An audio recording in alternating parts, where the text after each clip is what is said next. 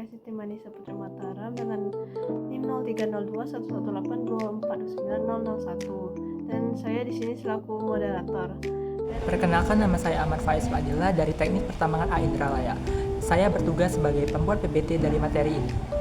Nama saya Reka Bagaspati dengan NIM 03021242429033 sebagai pemateri. Perkenalkan, nama saya M. Nofal Rashid dengan NIM 03021124290017 dari Teknik Pertambangan Angkatan 2024 sebagai editor.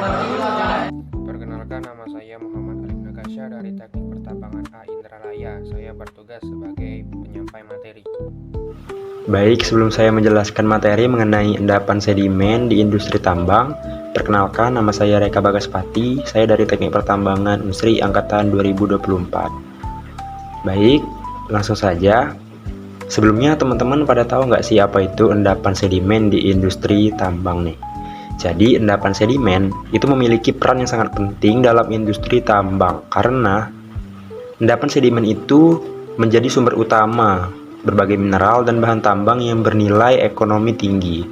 Nah, jadi endapan ini terbentuk melalui proses yang namanya itu sedimentasi, yang dimana proses sedimentasi ini berlangsung dalam jangka waktu yang sangat lama, yaitu berkisar lebih kurang selama jutaan tahun.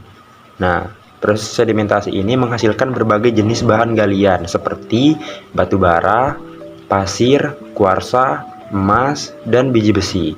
Keberadaan endapan sedimen menentukan potensi tambang di suatu wilayah, serta mempengaruhi metode eksploitasi yang digunakan. Selain sebagai sumber bahan tambang, endapan sedimen ini juga dapat menjadi penentu kualitas lingkungan di sekitar lokasi pertambangan. Nah, jadi proses penambangan yang tidak terkendali dapat menyebabkan terjadinya erosi, pencemaran air, serta perubahan morfologi tanah yang berdampak pada ekosistem setempat. Sekarang masuk ke pengertian nih. Jadi, Ganesha endapan sedimen itu memiliki pengertian sebagai proses pembentukan dan pengendapan material yang terjadi di permukaan bumi akibat adanya proses pelapukan, erosi, transportasi, dan pengendapan oleh agen-agen alam seperti air, angin, es, dan adanya gaya gravitasi. Nah, jadi material sedimen ini dapat berupa partikel halus seperti tanah liat hingga partikel kasar seperti kerikil dan batuan. Nah, proses ini terjadi dalam berbagai lingkungan seperti sungai, danau, laut, dan gurun, yang dimana masing-masing proses ini memiliki karakteristik pengendapan yang berbeda-beda tentunya. Oke, selanjutnya ada proses pembentukan. Nah, pada proses pembentukan ini terbagi menjadi beberapa proses. Yang pertama itu adalah namanya pelapukan. Nah, jadi pelapukan itu merupakan suatu proses penghancuran batuan asal menjadi partikel-partikel yang lebih kecil. Nah, proses pelapukan ini melalui mekanisme fisika, kimia, ataupun pelapukan biologi. Nah, pelapukan fisika melibatkan disintegrasi batuan tanpa perubahan komposisi kimia, seperti akibat perubahan suhu atau perubahan tekanan. Nah, pelapukan kimia melibatkan reaksi kimia yang mengubah mineral-mineral dalam batuan, seperti oksidasi atau hidrolisis. Nah, jadi pada pelapukan kimia ini terjadi perubahan rumus-rumus senyawa kimia dan adanya reaksi kimia. Nah, kemudian yang terakhir ada pelapukan biologi terjadi akibat aktivitas organisme yang mencegah batuan, seperti akar tumbuhan atau mikroorganisme. Selanjutnya ada proses transportasi. Jadi setelah proses pelapukan itu adanya proses transportasi yang dimana sebuah endapan-endapan sedimen ini akan dibawa ke tempat lain melalui media seperti air, angin, atau es. Selanjutnya ada proses pengendapan.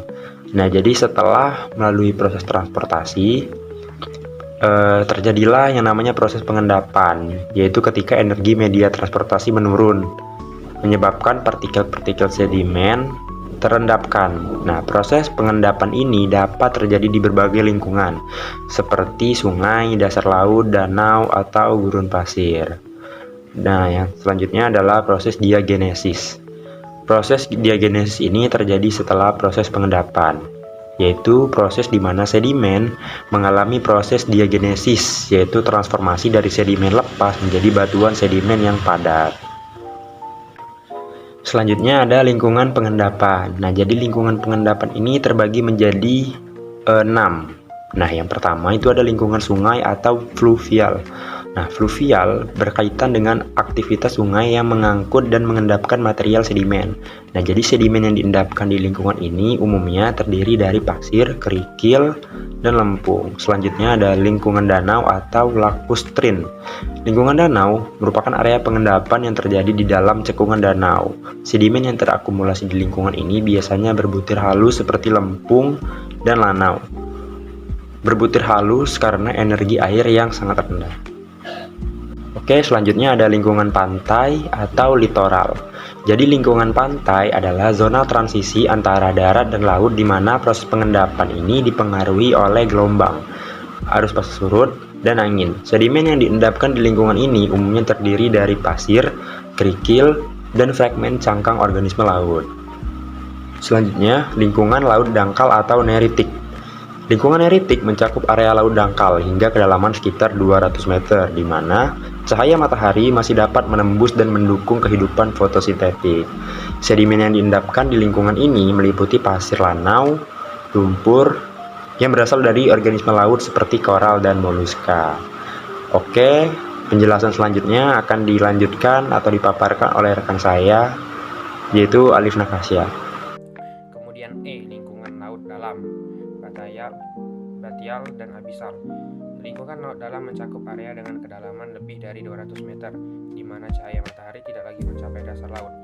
Sedimen yang terakumulasi di lingkungan ini umumnya berupa lumpur merah, tanah liat, dan endapan silika dari organisme planktonik. Proses pengendapan di laut dalam cenderung lambat, dan sedimen seringkali menunjukkan laminasi halus tanpa gangguan bioturbulasi yang signifikan. F. Lingkungan eolian atau aeolian. Lingkungan eolian berkaitan dengan pengendapan sedimen yang didominasi oleh aktivitas angin, seperti di gurun pasir dan daerah pesisir berpasir. Sedimen yang diendapkan di lingkungan ini biasanya berupa pasir halus hingga sedang, yang membentuk struktur seperti bukit pasir atau dunes, dengan lapisan siang siur yang khas. Proses eolian ini sangat dipengaruhi oleh kecepatan. Kemudian juga ada contoh genesa endapan sedimen batu bara. Yang pertama adalah batu bara dari lingkungan delta atau deltaic deposit.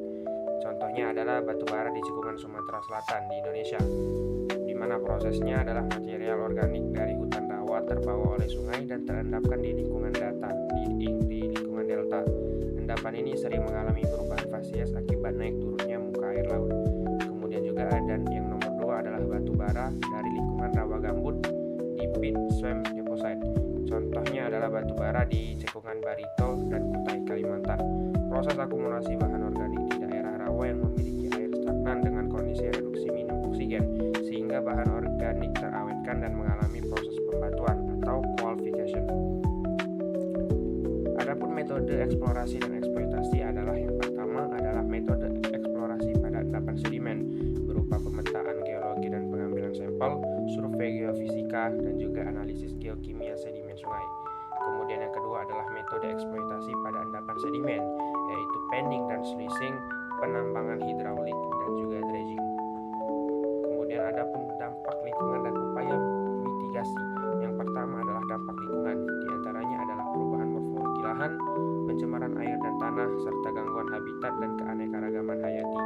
Kemudian ada juga upaya mitigasi, yang mana adalah pengolahan daerah aliran sungai atau disingkat DAS. Kemudian ada juga restorasi ekosistem riparian, dan juga yang terakhir ada penerapan teknologi pengendapan sedimen. Kesimpulannya adalah endapan sedimen terbentuk melalui serangkaian proses geologis yang melibatkan pelapukan, erosi, transportasi, deposisi, dan diagnosis.